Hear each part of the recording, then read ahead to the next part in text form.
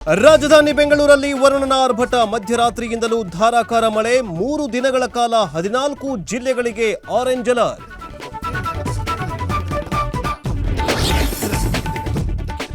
ಪಾಕ್ನಲ್ಲಿ ಮುಂದುವರಿದ ಉಗ್ರರ ಬೇಟೆ. ಬೆಂಗಳೂರು ಐಎಎಸ್ಸಿ ದಾಳಿ ರೂವಾರಿ ಸೈಫುಲ್ಲಾ ಹತ್ಯೆ. ಮನೆ ಬಳಿಗೆ ಗುಂಡಿಟ್ಟು ಕೊಂದ ಅಪರಿಚಿತರು.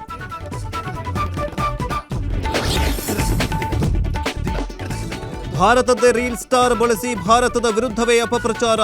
ಉಚಿತವಾಗಿ ಪ್ರವಾಸಕ್ಕೆ ಕರೆದೊಯ್ದು ಪಾಕಿಸ್ತಾನ ಕುತಂತ್ರ. ಜ್ಯೋತಿ ಮಲ್ಹೋತ್ರಾ ವಿಚಾರಣೆ ವೇಳೆ ಮಾಹಿತಿ ಬಹಿರಂಗ.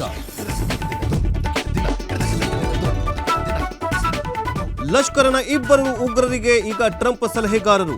ಧಾರ್ಮಿಕ ಸಲಹೆಗಾರರ ಹುದ್ದೆಗೆ ನೀಡಿದ ಅಮೆರಿಕದ ಅಧ್ಯಕ್ಷ ಡೊನಾಲ್ಡ್ ಟ್ರಂಪ್. 26/11 ದಾಳಿಯಲ್ಲಿ ಭಾಗಿಯಾಗಿದ್ದ ಭಯೋತ್ಪಾದಕನಿಗೂ ಪಟ್ಟ.